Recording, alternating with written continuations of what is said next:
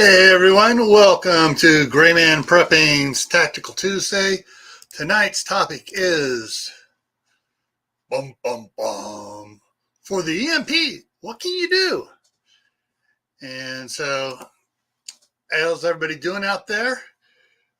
I was kind of hoping that Bruce and Steve were going to make it up here because we've talked about this stuff before offline and has a lot of common sense information to give you guys.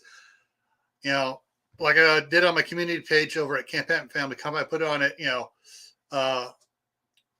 knowledge, not fear. All right. So that's what tonight's going to be about. And we're going to talk about the different types of EMP as well. Yes, there's more than one type. So first, let's go over and see who's here. First one in the house was CB at Huga Homestead. That's Danish for fun. Then we have Garden State Gardener came in. Then Fat Man Prepper, Nachel Wright, Nachel Knight, bleh. Cindy Rice, Mary Beth Smith, Trent McMurray, Tennessee Tactical One. Hey Jeremy, how's it going? Gear Grinding's here. Rich Wells is in the house. And everybody's chit-chatting back and forth here. Trying to make sure I don't skip anybody as I'm scrolling down here to try to catch everybody that's in here. King Poopa. Hey, Dustin. Kathy D. Salt and Light.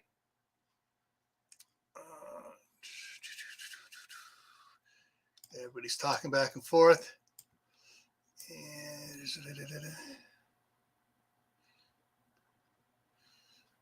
Yeah, I haven't been getting any. Rachel's put it up. I'm going to put this one up here. I haven't been getting anything from CR either. I got to go up there and check to see if the AI unsubbed me again or unrang my bell. They've been doing that. They've been leaving me sub to channels, but unringing the bell, so I don't get notifications. So I got to go in and check that out. All right, and everyone's still here talking. Okay, all right, caught up. Okay, so usually when someone says, "Oh, we got an EMP, we need to worry about EMP," I'm preparing for an EMP. What are they thinking about? Well, let's go over here. I got some pictures. Going to go through a couple of them here. So usually they're thinking about, some people, oh, it's like lightning in the sky. Well, no, it's not lightning in the sky, but there's something else in the sky, and it's the aurora borealis. And depending on how powerful a CME is that creates the EMP, depicts how big and bright the borealis is going to be. And so that sometimes it's quite beautiful. If you ever get up far enough north where you can see one of these things, it's absolutely fantastic. I mean, absolutely gorgeous. This is the other thing people think about when, hey, Mouse Toes, how's it going? This is the other thing people think about when you say electromagnetic poles. Oh, it's going to take out the grid. We get an electromagnetic pulse and bam, the grid's down. Not really. I'm going to talk about that and put some truth to the fear. Okay, so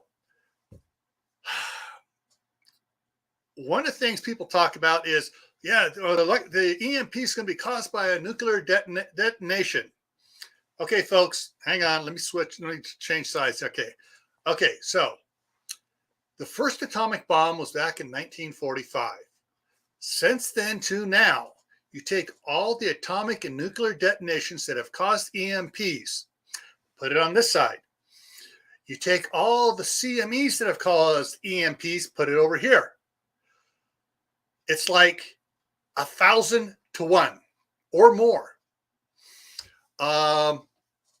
The number of EMPs, man-made EMPs that have hit, the United States,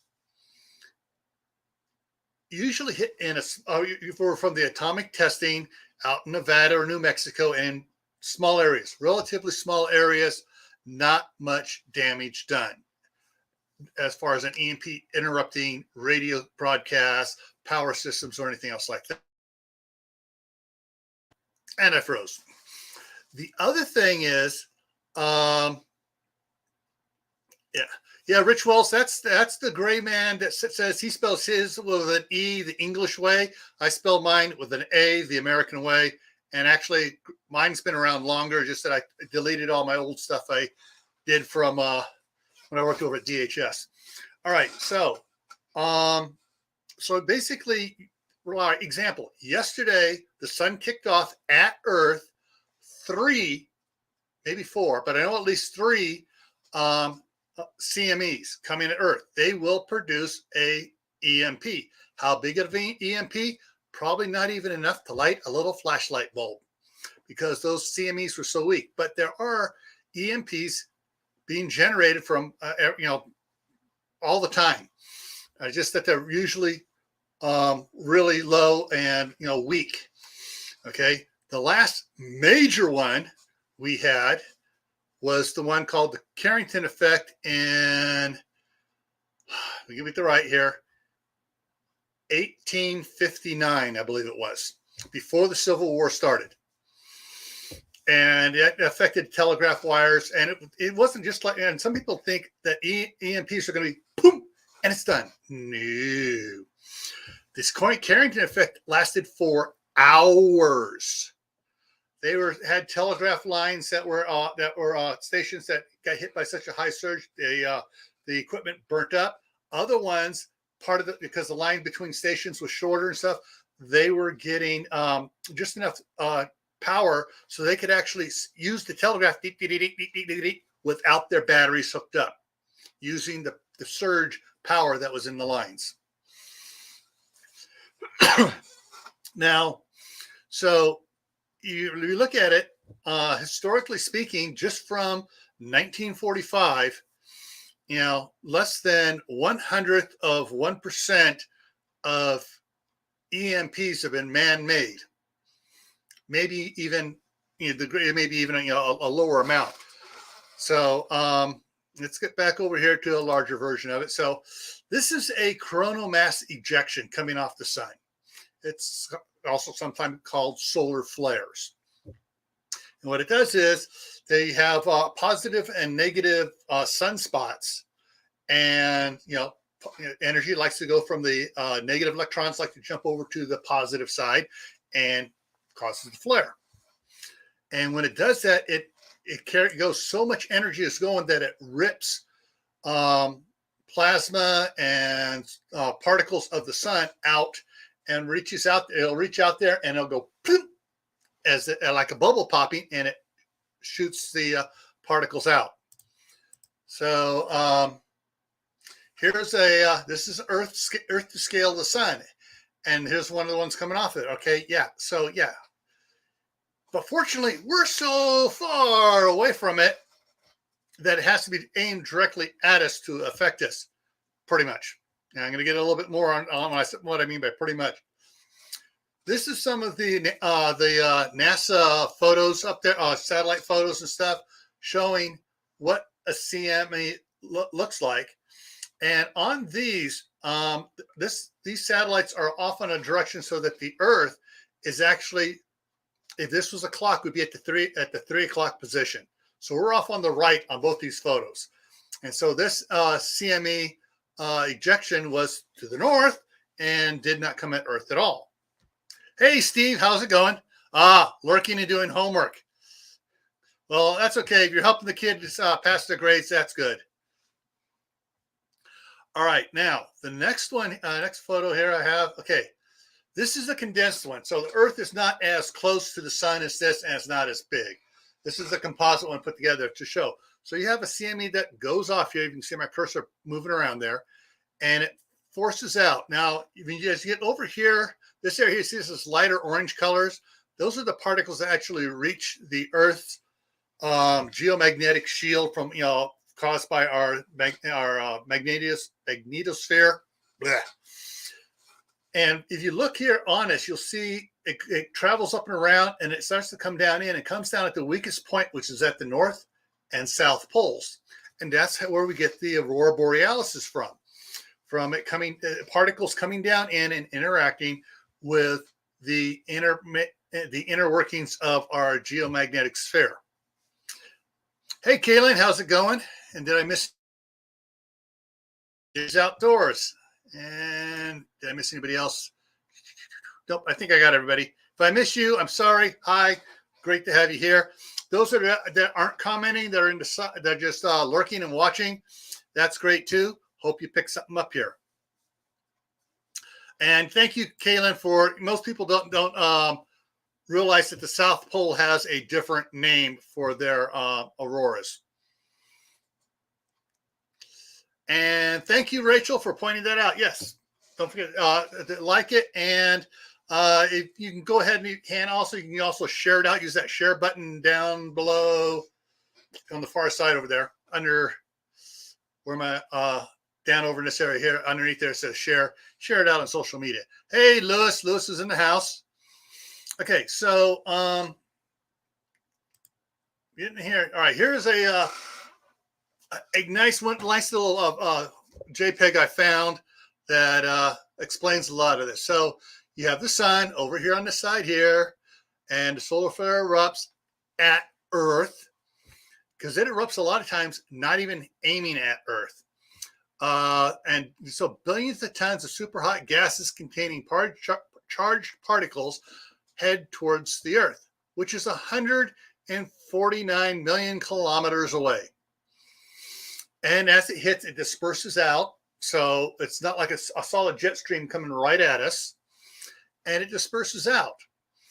Well, when it hits the, you can see it hitting the geomagnetic sphere. And here they gave it a bluish tint to it as it comes around and comes in on the north and south poles. The effects can be, not necessarily will be, satellite microchips damage, power grid disruption, radio interference, or increased radio propagation, which is ham radio operators can tell you that during some of these times where you can only reach like from here back to from Idaho to Cincinnati, all of a sudden you can hit London or France or Germany because as the radio wave gets up in the ionosphere, all these extra charged particles, instead of bouncing back down, it kind of goes, it goes right on across and then comes back down. So it can be a positive thing for certain types of communications. Now, there are, okay. Can somebody please put up the link to Suspicious Observers? Ben Davis's channel over there and his group of his brain trust that he has working with him on their stuff over there. Every morning, early in the morning, he puts out a 10-minute video talking about what's going on in the scientific community, what's happened on the sun. He has the 5 different views of the sun, like I showed you the 2 of them there. And they got the different, so many angstroms of, showing the X-ray, the iron, all the different things. And it shows stuff really good. And he explains things a lot better than I can, because even though he has all sorts of degrees and stuff, he can still talk like a normal person. So when the gases and stuff hit ionosphere and stuff and come down and start propagating, Ben explains that it can also cause problems with us people, because like all animals, we have a magnetic system of our own. The birds and stuff navigate by it. Elk and moose and stuff, and and elephants do their travels by the magnetic Earth's magnetic sphere. And so they use it. Thank you, Kaylin, for putting that out there. Thank you, Garden State Gardener. And so, yeah, they put out all animals kind of have a magnetic directional thing. That's why some people seem to never get lost, because they're in tune to their magnetic guidance. Well, during some of these CMEs, even the low ones, what are only the lower levels of the Class C. Hey, Maccabeus, how's it going? It affects people. Some people get headaches. Others get, feel a little dizzy and things like that during these times. Hey, Tibor, how's it going? So with this in mind, let me go to the next one here so I can find the next one. It's the next one, blank. All right, I got another one. I'm not going to show right now. I'm going to come back to it here in a little bit. And I froze. Okay. So if you really want to find out a lot about EMPs and stuff on a scientific level and the CME specifically, check out Suspicious Observers. Now there is the C class, which is on his. Puts out a nice graph every day, showing there. I got the C, then the M, then the X, then the X10. All right. Hey, Seabass, how's it going? Arkansas Living, welcome. And so last I guess actually earlier in this month and a little bit last month, we had several CMEs and a lot of the fear porn channels out there. We got a CME coming towards Earth. It's going to cause an EMP. We're all going to lose stuff. Make sure you got all your stuff, all your electronics packed away in a Faraday cage and stuff like that. Well, those ones that hit were there were two of them that came in back to back. One was a long duration C class, which means it kind of went up and back down again. And the other one was an M class where it went bing, bing, and that was it. Even though it hit M class, it caused less impact to the Earth's magnetosphere than the longer C class. And that's one thing a lot of people don't realize is that the duration sometimes impacts greater than the level of the impact. Because if it's a little quick one, it just goes blip, blip. Even though it could be a high one, it's just a blip. And like the Carrington effect was a long X class. And that's why it lasted for several hours. Now, I'm just about done with all the scientific crap, and I get down to the normal stuff that you and I can do. So with that in mind, that duration impacts the effect of the CME on Earth and the EMP generated. Okay, now to the simple stuff. So what does that all mean to you and me and the average Joe on the street? Well, with all the CMEs that are hitting the Earth during the year, and believe it or not, the average on a solar minimum is 1 a day. And on a solar maximum is 5 a day.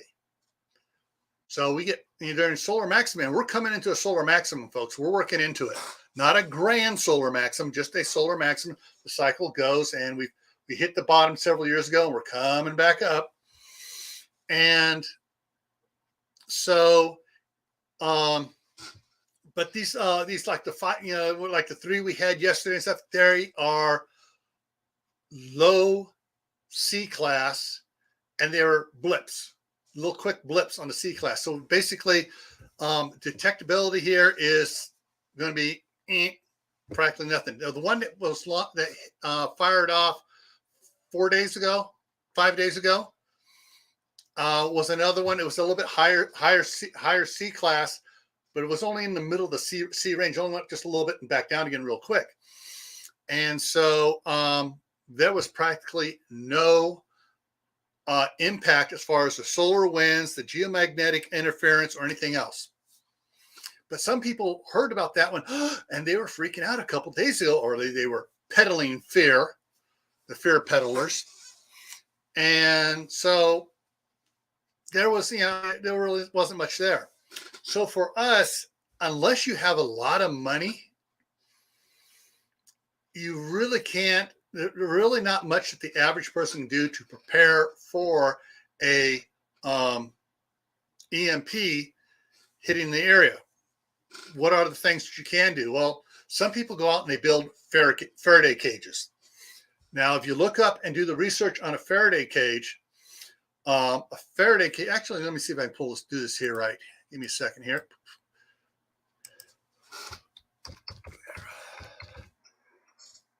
Faraday cage, boom, I'm going to bring up some images over here. And so, okay, so here we go.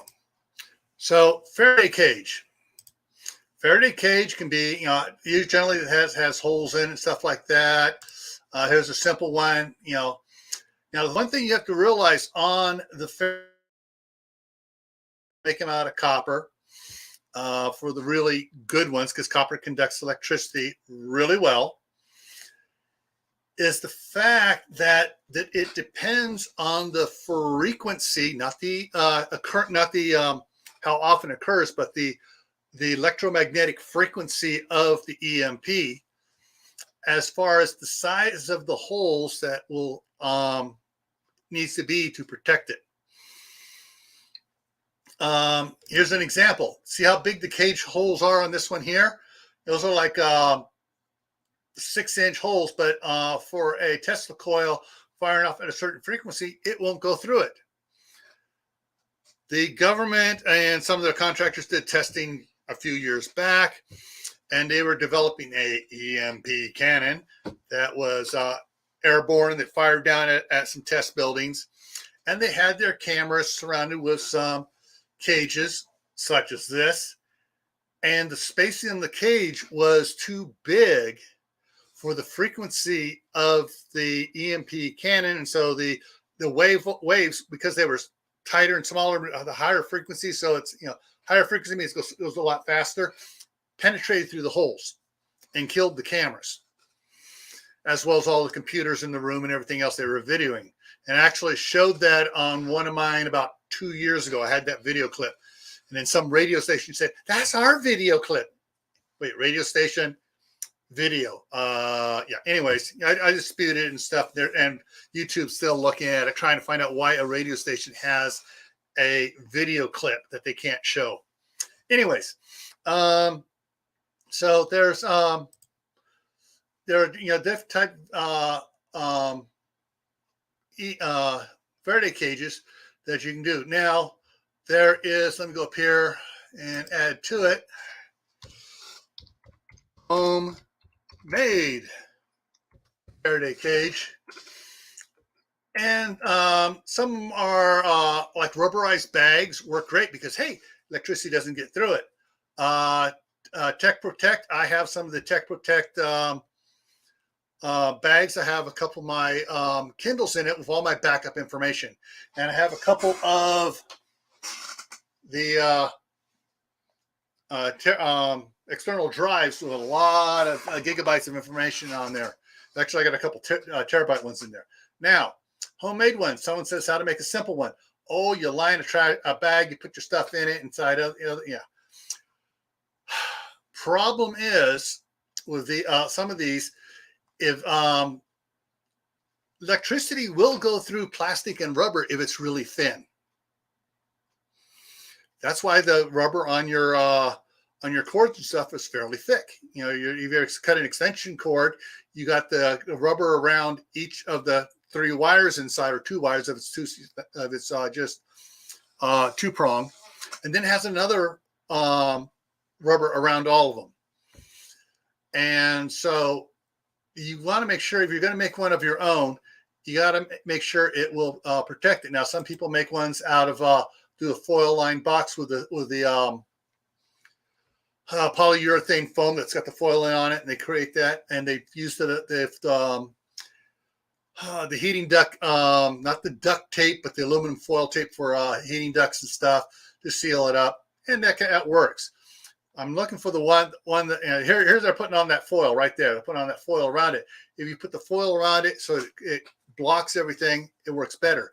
Anything inside that has to be insulated from the metal can.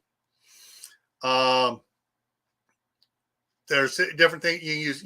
Some people put several layers of bags in there. You can get like the 6 mil Visqueen or plastic sheeting and line it with that. Calpico tape is a thick rubber tape that you can seal up with as well, and that helps stuff. There's a lot of different ways. People shows people making homemade Faraday cages, but whatever goes in the cage has to be insulated from the metal So, because otherwise, the electromagnetic power will just go right through the metal and come out the other side. All right. Mal says, is our microwave one? Yes, sort of. The microwave, I just lost what the thing in there is called. That produces the and I froze. I can't remember now. I was just thinking about this earlier today about microwaves. What's in a microwave produces an electromagnetic field inside the microwave, and basically, if you put a radio in there, it'll fry the radio. If you put a radio in a one of these Tech Protect bags here and put it in there, you can run it for 5 minutes, take it out, and the radio will work just fine. And so anyway, so the microwaves do produce it. Ham radios, the higher frequency on the ham radios can produce a electromagnetic pulse. A welding machine is a good example. Let me switch around here for a second. When I worked at with my brother at a construction company, I was working in the shop there. I was on the lube truck and doing maintenance in there on the new equipment and stuff when it came in, getting all the serial numbers down and everything else.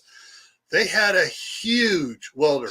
I mean, seriously, this thing was 5 feet tall, 4 foot wide, 5 feet deep, and it had, a long set of leads on it. And those leads weren't like on your normal Lincoln welders you buy it down over at Home Depot or Lowe's. These suckers were, the wire inside was bigger than my thumb because they ran long distances to go out and work on big, heavy equipment. When that thing kicked on, they had both leads rolled up on the side of it. When they kicked that on, and as soon as someone started to weld with it, those leads would go slamming against the side of the welder because it created an electromagnetic field. So, yeah, there are other things that can produce an electromagnetic pulse or electromagnetic field. And so, and that's basically how an electric motor works, or a generator. You have inverters and stuff. You basically have the one current going around, and you got the other one in there for the transformer, and runs it, and it creates another electrical field or current, but it's not touching the initial current. So you have a transformer and it's putting in one voltage, and it goes around the windings of the coil around another one inside of it. It's going to create depending on the number of wraps and everything, it will create a different current and different amperage. Okay, go back up here. So, Faraday cages and the Faraday bags. Yes, the different manufacturers have them. And basically, this will protect anything inside of it from a electromagnetic pulse. Now, if you're worried about a super duper heavy duty Carrington effect or a greater pulse, some of the guys I deal with that actually sell this stuff and everything, they recommend you put your radios and stuff in a smaller bag, and you have a bigger bag to put it in, or you have those smaller bags and you put it in a big like trash can that you've done the lining it with the rubber and stuff to protect it, and that will help stave off the electromagnetic pulse. Problem is, most of us can't afford to have electronics that we use daily and electronics put away. Yes, I have a couple extra Kindles, but those are my older Kindles. When I upgraded, I kept my old one and just kept it using. I just use it as a storage medium.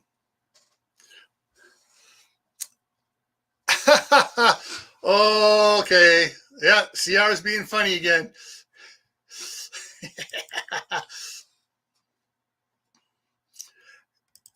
And the thing is, we can't know 100%. We can only research what's best. Yeah, and that's the thing is, everything I'm telling you here, don't take my word. It's 100% gospel. Go out and research it. That's why I had Kayla and Joe put out the link to Suspicious Observers. These are guys with PhDs and stuff and doctorates so they know what's going on. So, you check with the real scientific guys on it. Hey, Warren Lewis, how's it going? Hey, Q Kitchen. And who else? Did I miss anybody else here sneaking in here? If I did, I'm sorry. Hey, welcome. All right. So things that we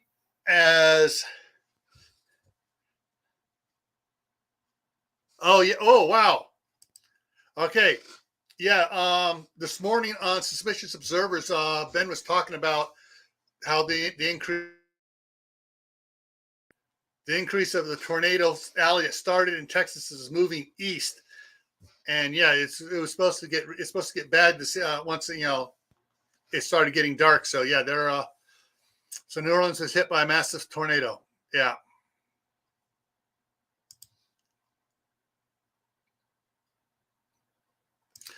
Yeah, Tennessee.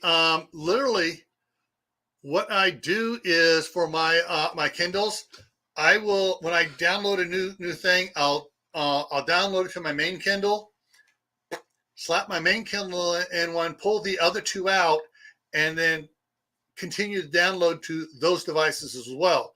Once those are downloaded, I pop them in, take my other Kindle out. That way I have stuff protected. And then if it's other type documents that I'm doing from my computer, I'll pull out the device and I will, I download it to my one I keep out, and I download it to the one I keep in the bag. And generally too, since I watch a lot what's going on with Suspicious Observers every morning, I can tell when they're coming. He has a great thing showing it on there. In fact, I'm going to get in trouble here.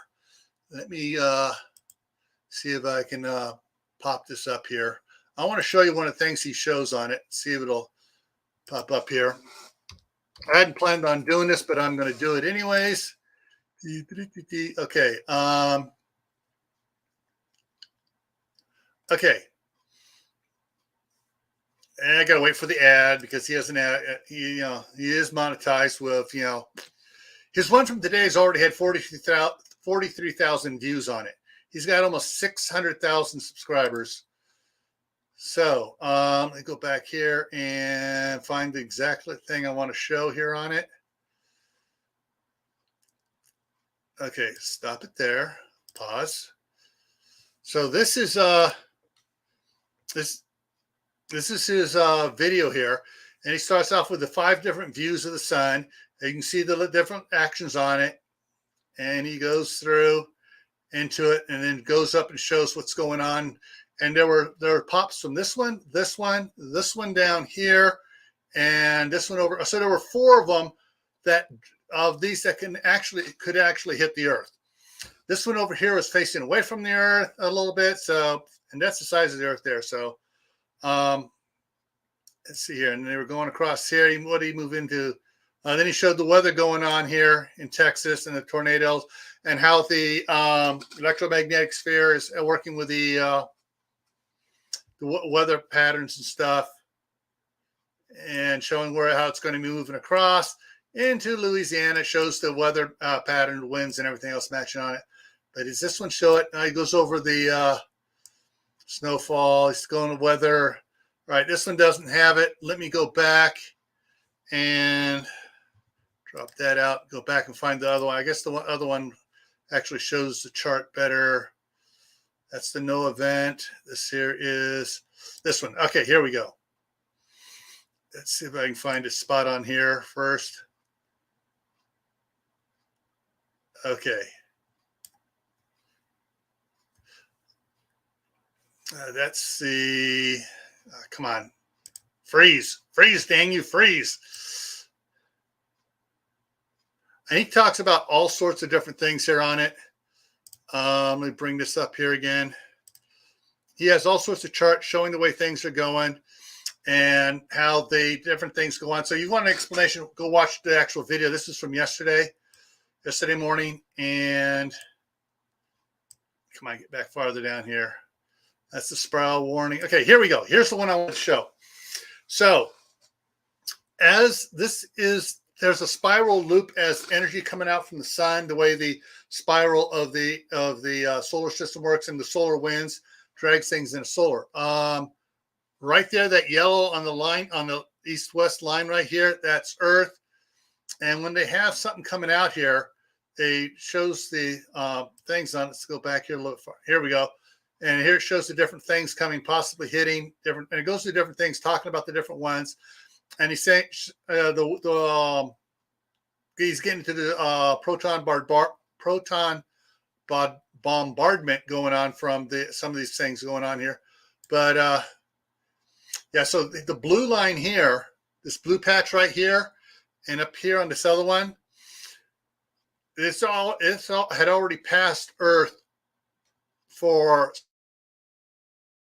and so we didn't. Nobody noticed because there wasn't much of a hit on Sunday night. It was a very weak Class C. And does he show? No, he's not showing it, but yeah. So he goes through and shows a lot of cool things here on it. So this one here is going to be a cool one here. All right, so watch this. Did you see the flare flaring off of there? In the different frequencies, or X-rays, stuff showing a stuff going off now. Right here, you notice the part. That's where the CME went. Earth is over here, and the proton pattern was going around. Let me back it up just a little bit.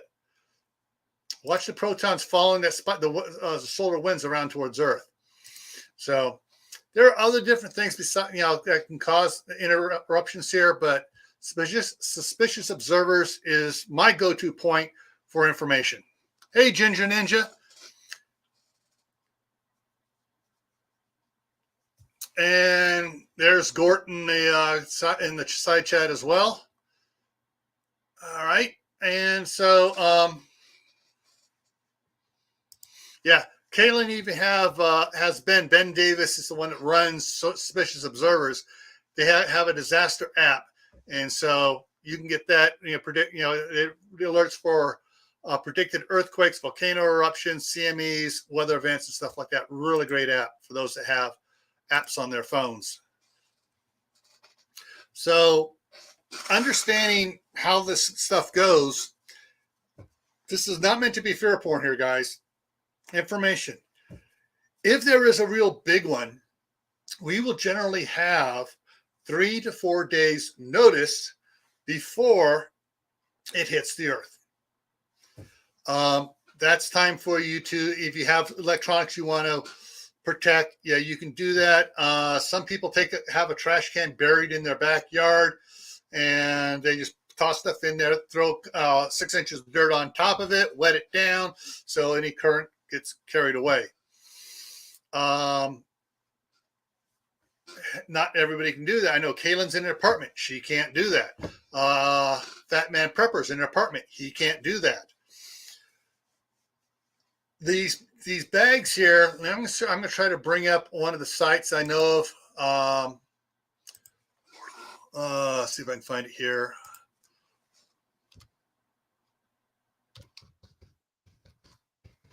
Portable.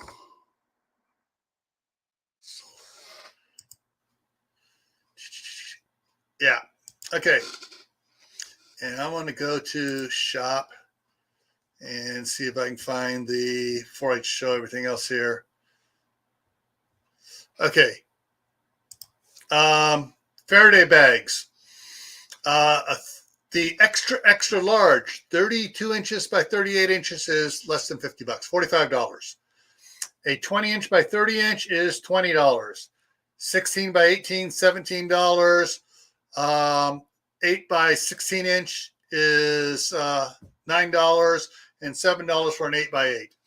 Yeah, so this is poweredportablesolar.com. I know the owner of it. He's lives about a mile away from me here in Idaho. His YouTube channel is Man Prep, and I've known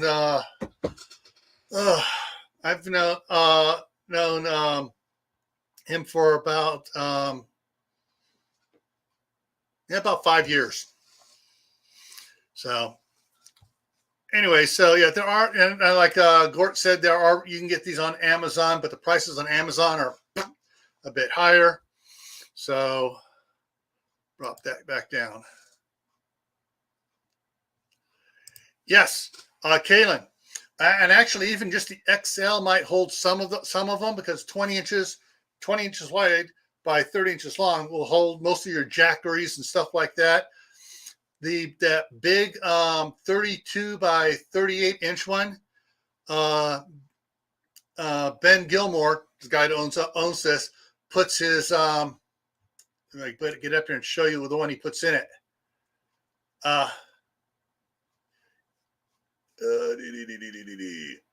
Get it to open up here. Yeah, okay. He puts his Titan generator in it, and his Titan will fit in it. He has a spare Titan because his off-grid cabin up in the mountains here in the Tetons here runs off the Titan, and he has a backup one. So if you ever see his thing, he has a lot of different ones, but he has a couple of the good ones that are kept in the large Faraday bags to protect them. All right. So yeah, so those bags are great, because he has a test video there showing them taking a radio, sticking it in a bag, and sticking it in the microwave, and and they pull it out. Radio works just fine.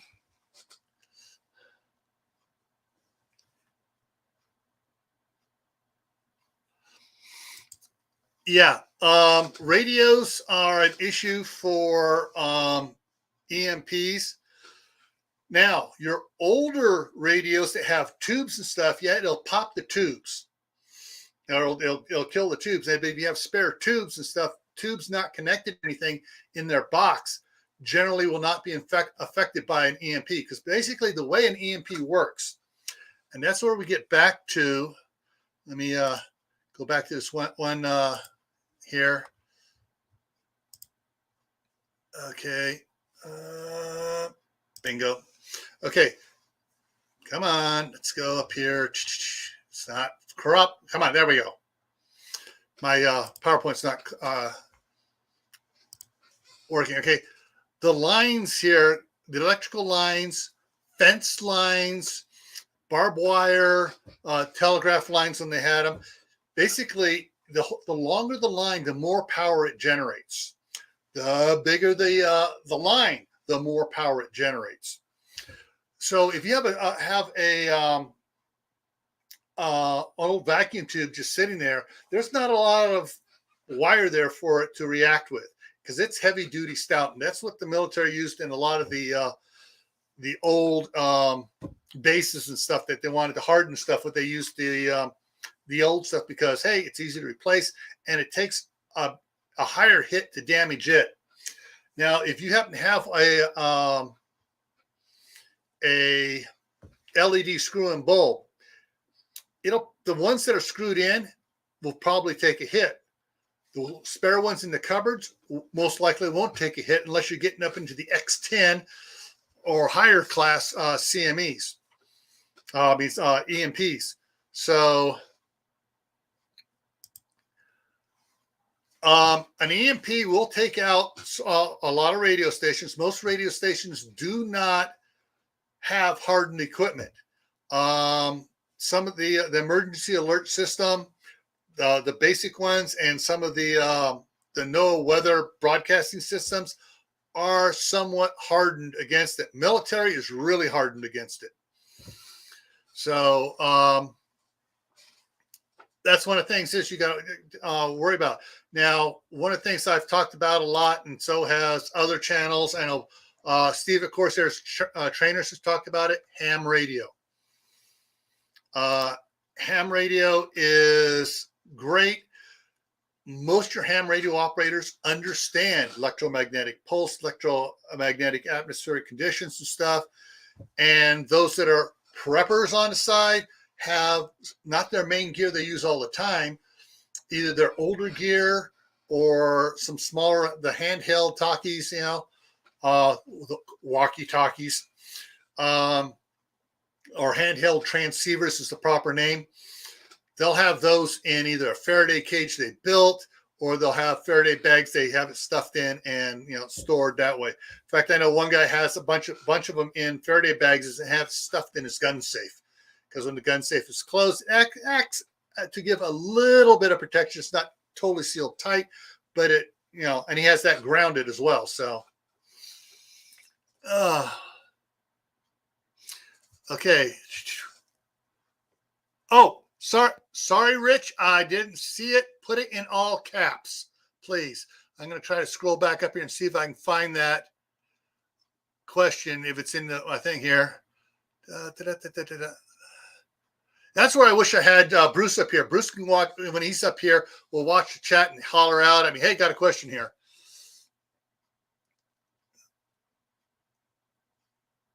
Battery doesn't matter. Okay. Steve answered one question. Battery doesn't matter as much as how many chips the rig has. They can also burn out plugs in vehicles.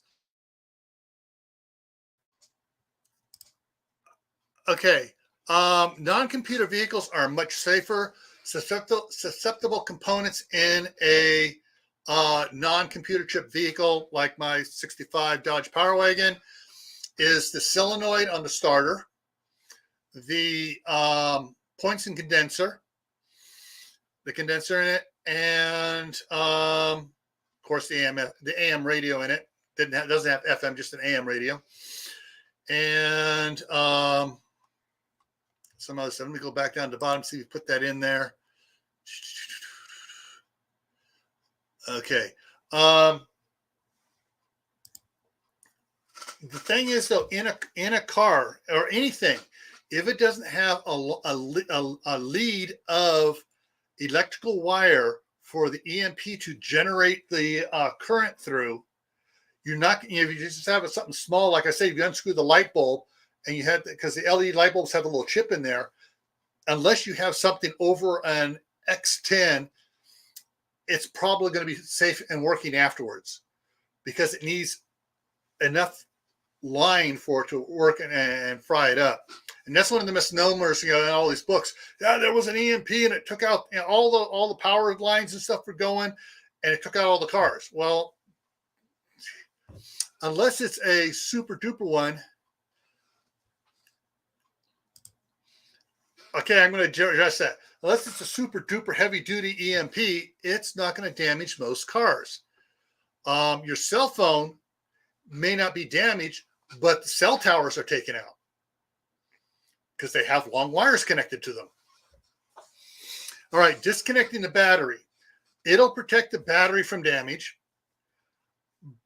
but all the wiring harness running through the car back to the tail lights and dome lights and everything else in it, those can be susceptible to generating an electrical current.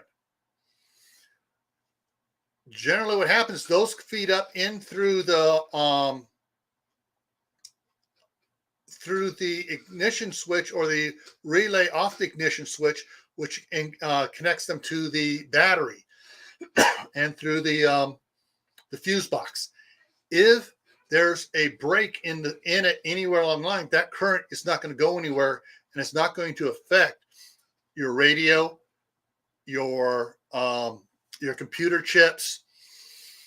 However, if it's on the side where there is other things connecting to it, but it's disconnected from the battery, but it's still kind of connected to everything else, your only protection is hoping that the little fuses burn out before it surges enough to destroy your electronics. And that's one of the things that's kind of, you get all sorts of competing theories from the experts that say, yeah, it's going to wipe out. No, it's not, because electrical engineers say, no, it's not, because and they lay it all out in the stuff that I don't totally understand. And it'll do things like that. And all right, Steve has a point here. So the surge protectors are rated for a certain amount of energy called joules, and they move at certain speeds. An EMP surge to an electrical line travels faster than normal electricity. Normal electricity is on 60 hertz. All right. They've generated up to 500 hertz. And yeah, it'll blow through, it'll blow past it, or it'll just override and arc across the contacts of the surge protector. Of course, most of your surge protectors you get at Walmart, Home Depot, Lowe's and stuff are not your top of the line surge protectors. They have some really good expensive ones that will, they don't just break a little bit, they separate a big distance. And there's a lot of things that you have to consider what you want to put on your system. There are, and these are expensive because back in, I can't do my math here, 35 years ago, that's because I was working on it before I got married. The company I was working for, the owner decided, hey, I want to get protected from the main power grid so our computers don't go on it. And so we installed a big, huge surge protector that was like 10 times as fast as the ones you can buy at any place commercially, locally, and it had a big connection on it. It also had a manual brake switch on it and everything else. And it was hooked up to the computer room. And so all the wiring power coming in, if they got a surge, they actually had power surges and stuff. That's the first thing they put it on for. And they got the bigger one because his son, one of the superintendents, says, hey, EMPs are something we need to worry about. And so basically we spent over $1,000 back 35 years ago for this special surge protector. And yeah, so like, I don't think and those things are probably now closer to $5,000. All right. All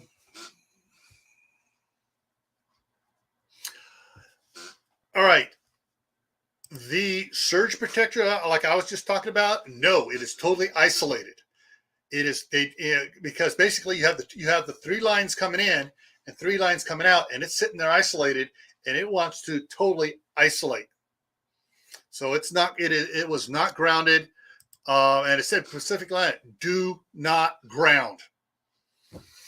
And so that's the way it worked. I mean, it was kind of okay. We do not ground this.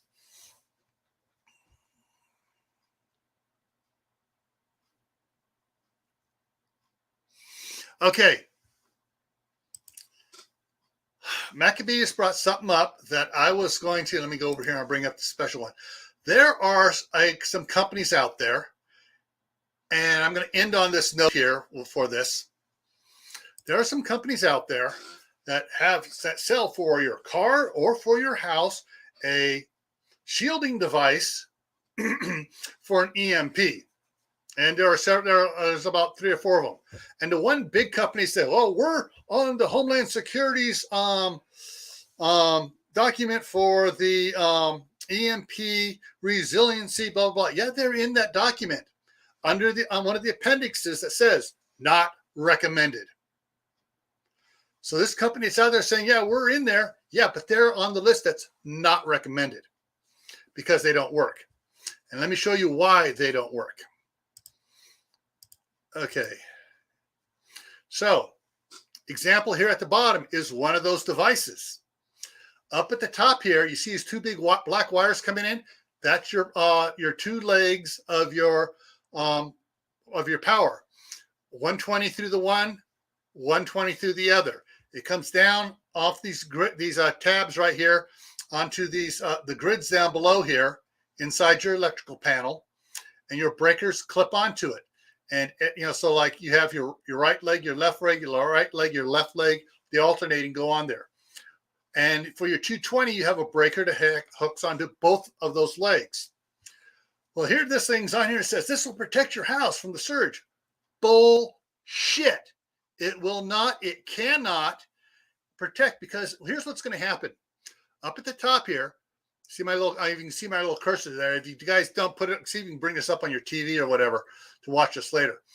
It will be in the last 5 minutes or 6 minutes here of the live. Anyway, so the surge will come down through here past the main breaker. Unless it produces 250 amps on that main breaker, that breaker's not going to trip. And even if it does trip, it's a slow trip because it has to heat up before it trips. It's going to come down. Come on, cursor. It's going to come down. And as it comes down here, it's going to start surging out all of the breakers.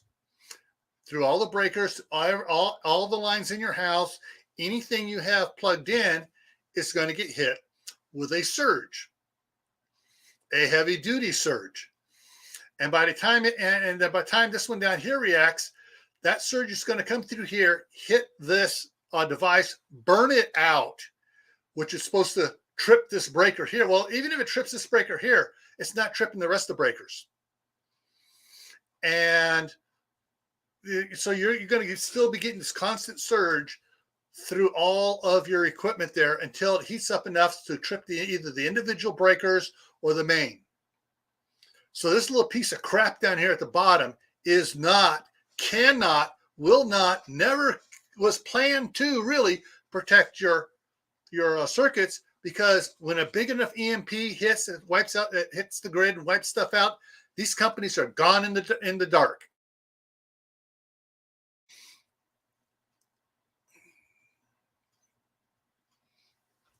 Yeah, and that's the other thing too. The wavelengths can also, even if this trips off here and all these trip, all the wiring in your house can be used to generate a current, because the electromagnetic waves are traveling through the wood, the siding, the stucco, whatever, and maybe being picked up by your copper wiring, and it will generate a surge even if the breakers are all turned off. And so you can still lose your computers, your televisions, your any smart equipment you hooked up and stuff like that. The longer the wire hooked up to it, the higher the surge, current, cycles, and everything else it generates.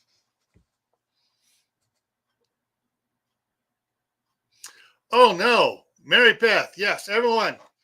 Time to pray for Mary Beth to hope that the tornado dissipates before it gets to her.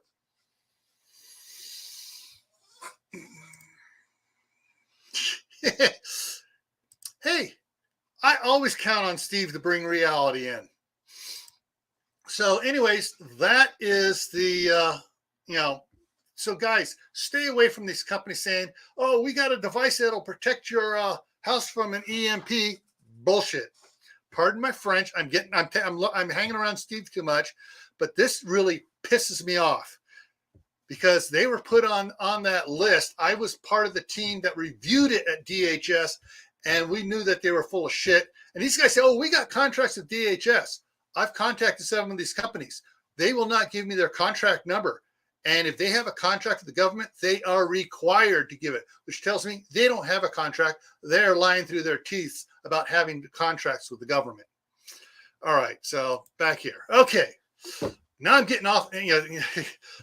I'm sorry, these companies that prey on preppers and homesteaders and normal people piss me off no end. Okay.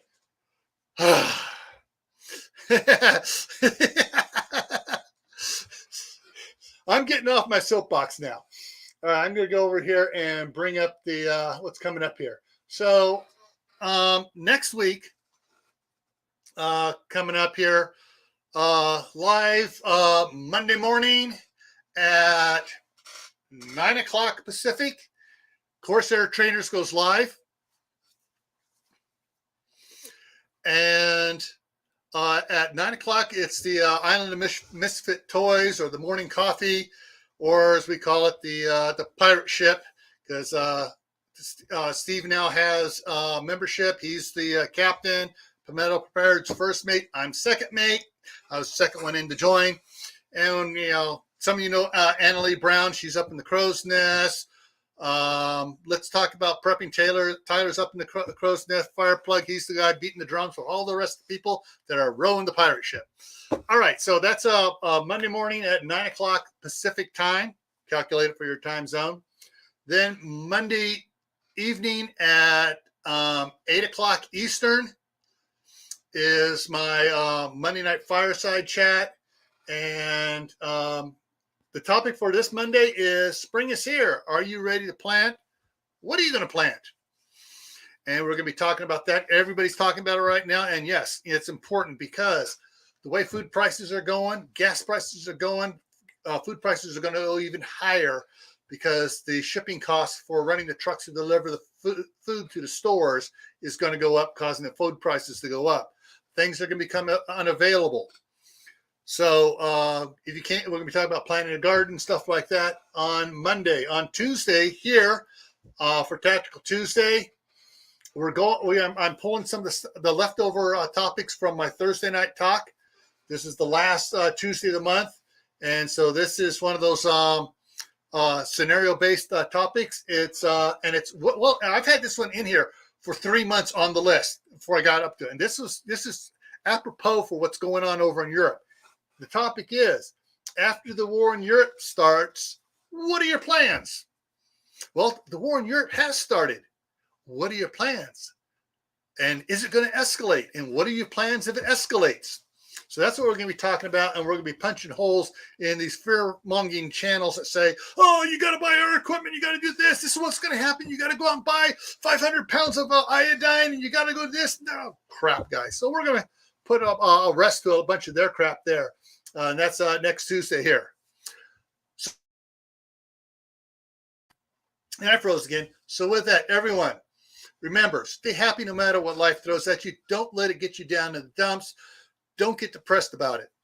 2, stay safe. Don't go out and do anything foolish or stupid.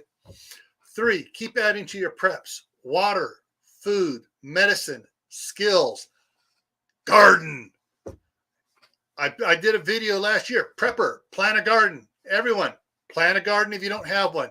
Even if you're like Kaylin or Fat Man, you're in a apartment, you can still grow stuff. Kaylin just had a video out on her little apartment compost she's doing to make soil for her garden. So check it out. Get out there. There's some great channels in the side chat here.